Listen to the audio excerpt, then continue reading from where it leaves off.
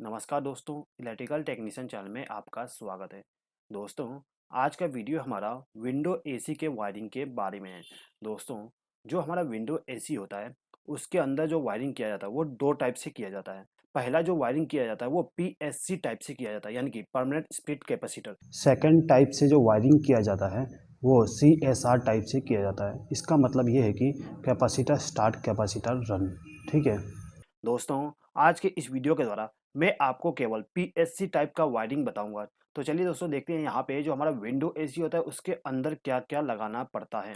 तो देखिए दोस्तों, जो हमारा विंडो एसी होता है, विंडो एसी के अंदर में सबसे मेन कंपोनेंट उसका कंप्रेसर होता है। अब जो आपका कंप्रेसर होगा, कंप्रेसर में आपको 3 टर्मिनल मिल जाएंगे और तीनों टर्मिनल पे नाम लिखा हुआ होता है, जैसा कि यहाँ पे आपको लिख के दिखाया गया है।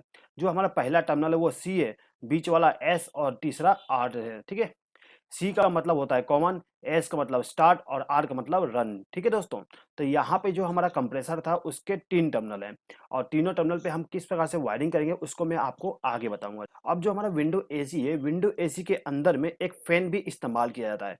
अब यहाँ पे जो फैन इस्तेमाल किया जा रहा है वो 3 स्पीड वाली है। आप यहाँ पे देख सकते हो, जो हमारा फैन है, फैन में 5 वायर बाहर निकल के आए हैं, एक ब्लैक, रेड वायर, ब्लू और ग्रे।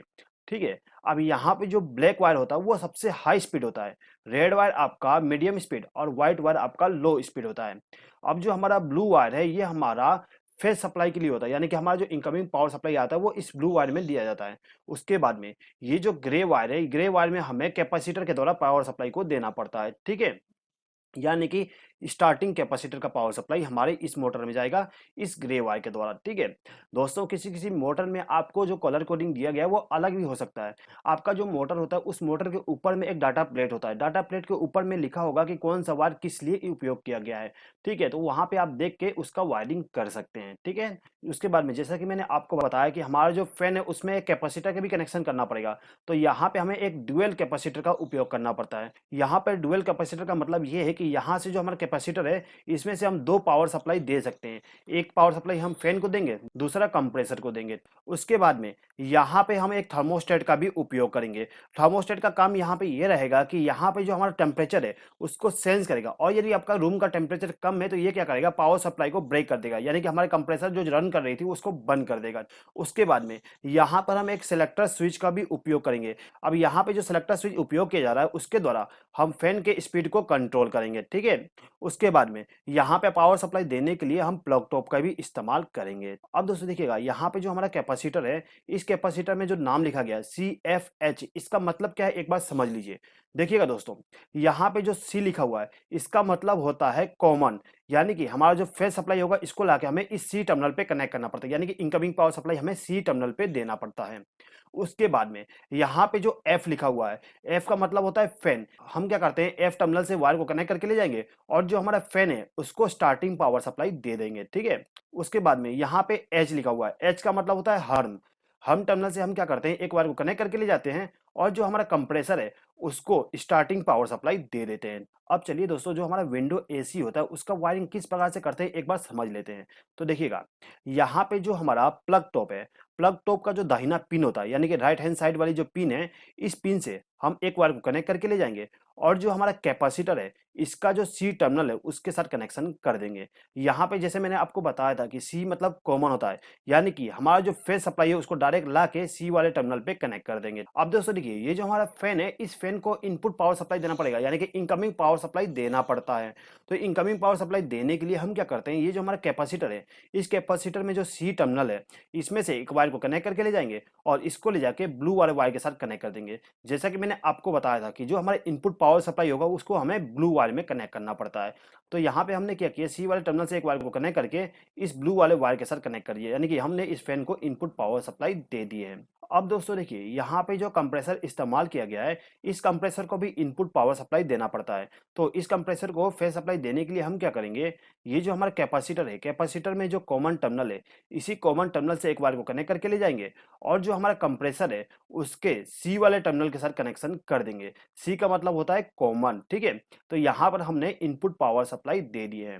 दोस्तों, यहाँ पे जो हमारा फैन और कंप्रेसर है इसको हमने फेस सप्लाई के द्वारा कनेक्शन कर दिए हैं। अब हमें इस फैन को और कंप्रेसर को स्टार्टिंग पावर सप्लाई देना है। तो स्टार्टिंग पावर सप्लाई देने के लिए हम क्या करते हैं, जो हमारा स्टार्टिंग कैपेसिटर है उसका जो एफ टर्मिनल है, एफ टर्मिनल से एक वायर को कनेक्ट करके ले जाएंगे और इसको ले जाके जो हमारा फैन है उसका जो ग्रे वायर है उसके साथ कनेक्शन कर देंगे। यहाँ पे जो ग्रे वायर है वो स्टार्टिंग कैपेसिटर के लिए होता है, तो यहाँ पर हमने इसका कनेक्शन कर दिए। अब ये जो हमारा कंप्रेसर है इसको भी हमें स्टार्टिंग पावर सप्लाई देना है।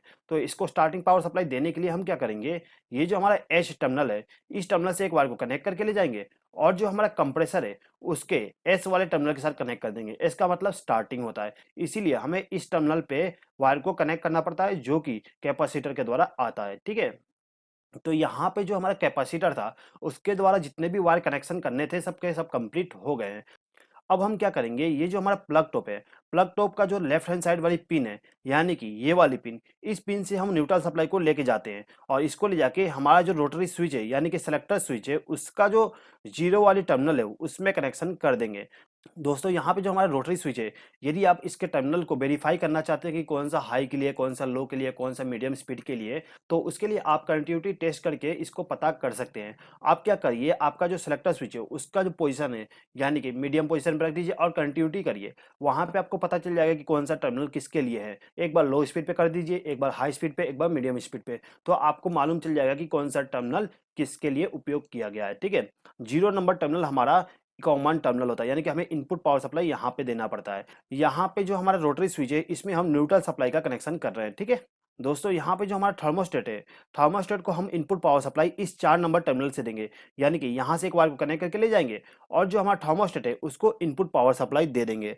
अब इसी थर्मोस्टेट के दूसरे टर्मिनल से एक वायर को कनेक्ट करेंगे और इसको ले जाके कंप्रेसर का जो आर टर्मिनल है उसके साथ कनेक्शन कर देंगे यानी कि थर्मोस्टेट को हम सीरीज में कनेक्ट कर देंगे।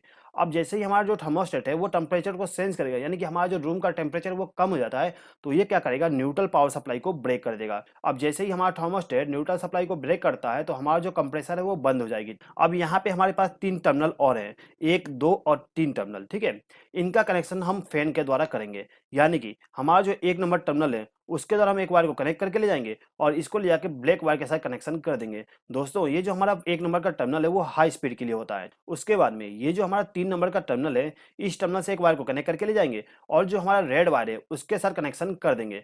दोस्तों ये जो हमारा 3 नंबर का टर्मिनल है ये हमारा मीडियम स्पीड के लिए होता है। उसके बाद में ये जो 2 नंबर का टर्मिनल है ये हमारा लो स्पीड के लिए होता है, इसलिए हम यहाँ से एक वायर को कनेक्ट करके ले जाते हैं और जो हमारा व्हाइट वायर है उसके साथ कनेक्शन कर देते हैं। अब यहाँ पे हमें केवल अर्थिंग का कनेक्शन करना है। दोस्तों आपका जो विंडो एसी है उसमें अर्थिंग का कनेक्शन जरूर करिएगा। अर्थिंग का कनेक्शन करने के लिए हम क्या करते हैं, ये जो हमारा प्लग टॉप है इस प्लग टॉप का जो मोटा वाला पिन है इसमें से एक वायर को कनेक्ट करके ले जाएंगे और जो हमारा कंप्रेसर है उसके बॉडी के साथ कनेक्शन कर देंगे। उसके बाद में ये जो हमारा फैन है इसको भी हमें अर्थ के द्वारा कनेक्शन करना होता है, तो हम क्या करेंगे, यहीं से एक वायर को लूप करके इस फैन को भी अर्थ कर देंगे। ये जो अर्थ वायर होगा उसको हमें फैन के बॉडी के साथ कनेक्शन करना होता है। दोस्तों यहाँ पे जो हमारा विंडो एसी का कनेक्शन था वो कंप्लीट हो गया है। दोस्तों यदि आपको इस वीडियो से रिलेटेड किसी भी प्रकार का डाउट है तो आप कमेंट बॉक्स में कमेंट करके मुझसे पूछ सकते हैं। और दोस्तों आई होप कि आपको ये वीडियो पसंद आया होगा। यदि आपको ये वीडियो पसंद आया तो प्लीज इस वीडियो पर लाइक, शेयर और कमेंट कर दीजिएगा और यदि आपने अभी तक हमारे चैनल को सब्सक्राइब नहीं किया तो सब्सक्राइब भी कर लीजिएगा। इस वीडियो को देखने के लिए धन्यवाद।